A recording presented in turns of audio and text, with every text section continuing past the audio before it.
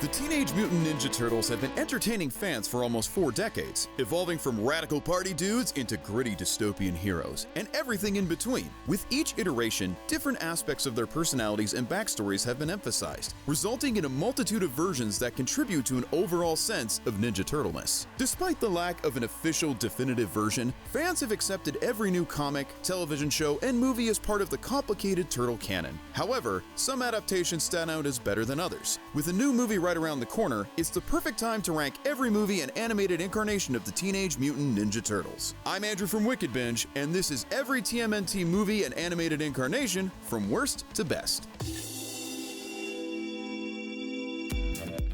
Okay, as usual, we'll be starting with the worst and working our way up. And at the bottom of our list, we have Ninja Turtles: The Next Mutation. The Teenage Mutant Ninja Turtles have had a long and successful history in comics, movies, and cartoons since their debut in 1984. However, their only attempt at a live-action TV show, Ninja Turtles: The Next Mutation, was a disappointment. Produced by Saban, creators of the Power Rangers, the show focused on overacting and lacked heart, with every creative aspect turned up to an extreme. Despite introducing Venus de Milo, the first female Ninja Turtle, the show ultimately only gave fans a few things to appreciate. I do not require protection. The show's writing lacked sincerity, opting for shallow and contrived plot lines, and the turtles' emotional depth was sacrificed for cheap jokes and one-liners. And again, we can't overemphasize the overacting. Moving on to TMNT 3. Teenage Mutant Ninja Turtles 3 was the last of the original live-action New Line Cinema TMNT movies. It continued the trend set by Teenage Mutant Ninja Turtles 2: The Secret of the Ooze, in which every successive movie cut out more and more realism and emotion to make room for slapstick comedy. The franchise's success was due predominantly to its almost $6 billion at that point in merchandise sales, most of that being action figures. Since kids were driving the Turtles' success, the movies began to play more to their market. Yet, for some reason, the film's creators chose to set their most childish movie to date in feudal Japan in the midst of an English incursion and a trade dispute. The bland attempts at historical accuracy left most of the movie's setting, plot, and characters with little to say, do, or emote. Most just grunt or scowl as they go about their grim medieval lives, making the Turtles' teenage banter seem alien and rude. Still, the film manages to capture a small portion of what made The Secret of the Ooze so fun, and that's a small victory. Next up, we have the Michael Bay reboots. The Teenage Mutant Ninja Turtles reboot movies that were released in 2014 and 2016, produced by Michael Bay, are known for their excessive style but failed to impress fans and critics. Even the cast members had a terrible time during the filming process. While the movies were financially successful, they failed to leave a lasting impression on most people and didn't leave any scope for a third installment. It's challenging to identify the exact reason behind the disappointment with Teenage Mutant Ninja Turtles and Teenage Mutant Ninja Turtles Out of the Shadows. Most likely, the issues with both movies were just enough to throw off the entire experience.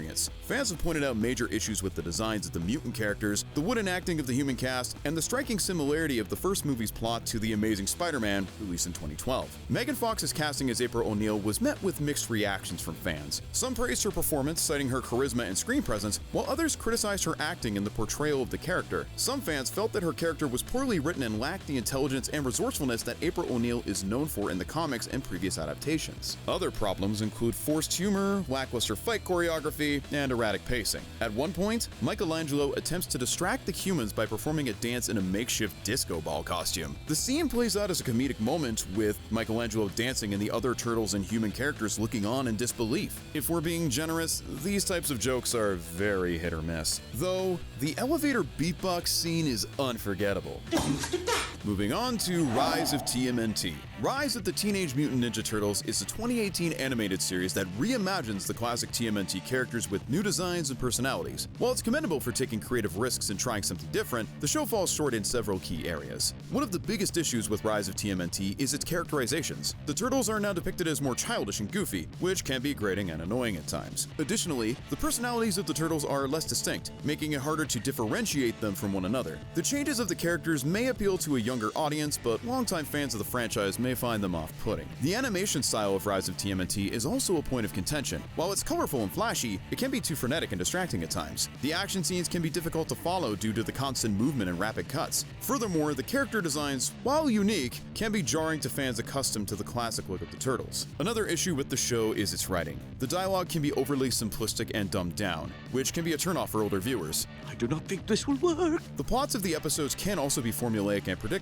lacking the depth and complexity of previous TMNT series. Overall, while Rise of TMNT is a bold attempt to revitalize the TMNT franchise for a new generation, it falls short in its execution. The characterizations, animation style, and writing all leave something to be desired, making it a less than stellar addition to the TMNT canon. Real quick, let's talk about Turtles Forever. Turtles Forever is a 2009 animated television movie that serves as a crossover between the 1987 and 2003 Teenage Mutant Ninja Turtles animated series. The movie starts with the 1987 Turtles and their allies encountering their counterparts from the 2003 series, who have been brought into their dimension. As the two teams work together to figure out how to return the 2003 Turtles to their own dimension, they come up against their shared enemy, the evil Shredder from the 1987 series and the Uttram Shredder from the 2003 series. Overall, Turtles Forever is a fun and enjoyable movie that pays tribute to the different iterations of the TMNT franchise. It's exciting to see the different versions of the Turtles interacting with each other and trying to work together despite their different personalities and styles. The animation is also impressive, especially in the way that it blends the different styles of the two series. However, the movie does have its flaws. Some fans may be disappointed that certain characters and storylines from the two series are left out or only briefly mentioned. The plot can also be somewhat convoluted at times, particularly in the way it tries to explain the differences between the two versions of Shredder and their various origins. In addition, the movie does rely heavily on nostalgia and references to the previous series, which may not be as enjoyable for viewers who are not familiar with the earlier iterations of the franchise. Some of the humor can also be hit or miss, and some of the jokes may fall flat for certain viewers. Next, let's move on to TMNT 2: The Secret of the Ooze. Released in 1991, TMNT 2: The Secret of the Ooze is the second film in the Teenage Mutant Ninja Turtles franchise. The movie follows the adventures of the four Turtle brothers as they try to stop the villainous Shredder and his Foot Clan from getting their hands on a mysterious substance known as ooze. The film features the same beloved characters from the first film, including the wise Master Splinter, April O'Neil, and Casey Jones. It also introduces new characters such as the villainous duo Toka and Razar, who were created using the ooze. It's full of action-packed fighting scenes, with the Turtles showcasing their martial arts skills and signature weapons. The humor and lightheartedness that made the first film so popular are also present, making TMNT 2 a fun and enjoyable watch for fans of the franchise. Come on!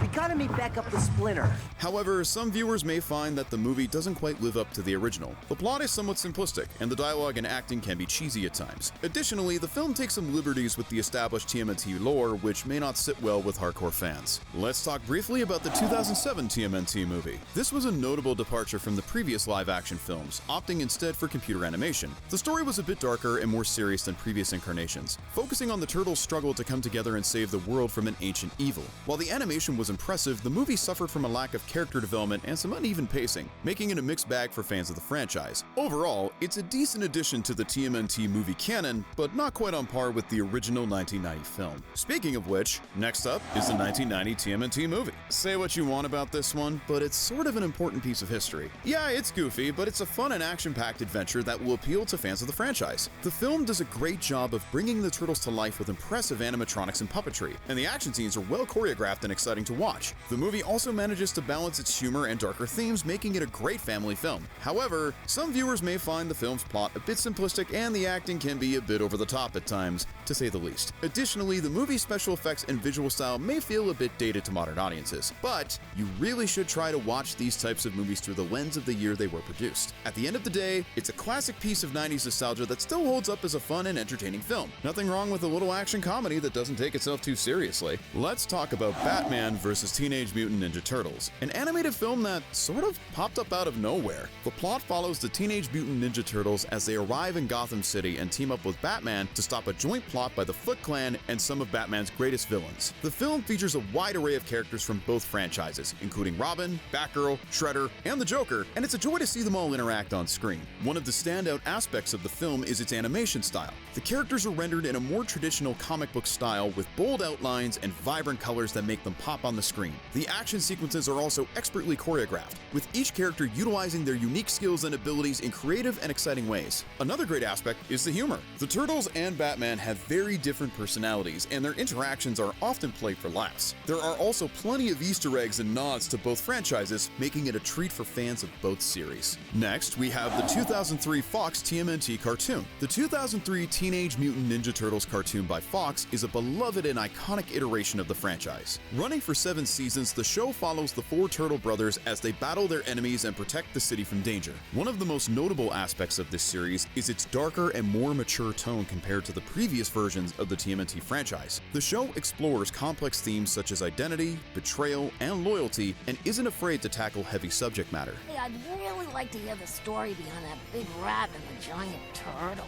One example of a darker moment in the 2003 Fox TMNT cartoon is in the episode Same as It Never Was, which takes place in an alternate future where the Turtles have failed to stop an alien invasion. In this episode, we see a dystopian version of New York City that has been ravaged by war and destruction. The Turtles are no longer the carefree heroes we know them as, and instead, they are hardened survivors who have lost many of their friends and loved ones. The animation style is also a standout feature of the series. The character designs are sleek and stylish, and the fight scenes are fluid and dynamic, making for some truly impressive action sequences. In terms of storytelling, the 2003 TMNT series is known for its strong character development. Each of the Turtles has their own distinct personality and backstory, and the show does an excellent job of fleshing out their individual arcs and exploring their relationships with each other. The 2003 TMNT cartoon is a fantastic entry in the franchise, offering a darker and more mature take on the classic characters while still retaining the heart and humor that have made the Turtles so beloved over the years. And on that note, let's move on to the original cartoon. We're giving the silver medal to the 1987 TMNT cartoon.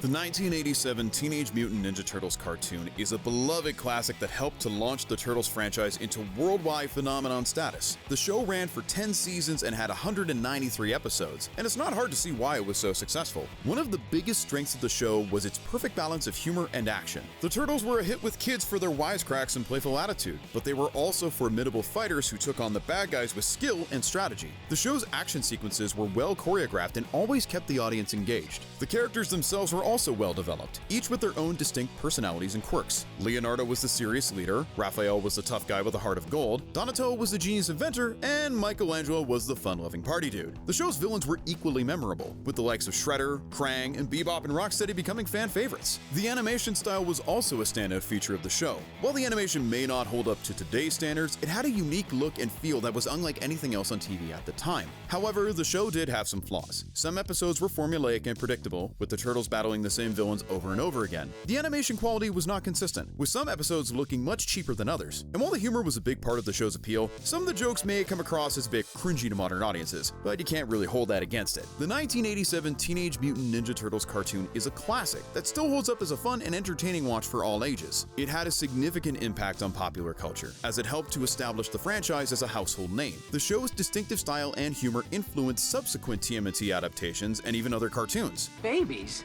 These things haven't even been born yet. Its success also paved the way for other animated series based on comic book properties, helping to legitimize the medium as a viable platform for storytelling. It might be a bit controversial to rank it higher than the original, but we're giving the gold medal of TMNT cartoons and movies to Nickelodeon's 2012 cartoon series. The 2012 Nickelodeon TMNT series was a well-received reboot of the franchise, bringing fresh energy to the series. One of the standout features of the show was its attention to character development. Each of the Turtles was given a unique personality and backstory, making them more relatable and three-dimensional than in previous iterations of the franchise. The show also explored the relationships between the Turtles and their allies such as April O'Neil and Casey Jones, as well as their enemies such as the Shredder and his Foot Clan. The action scenes in the show were expertly crafted, featuring a blend of martial arts, acrobatics, and sci-fi gadgets. The fight choreography was well thought out and executed, making for exciting and visually impressive battles. The show also made use of creative camera angles and special effects to enhance the action scenes. The show's writers also did a great job of balancing humor and drama. Sorry, TC. Personal pocket pizza for you?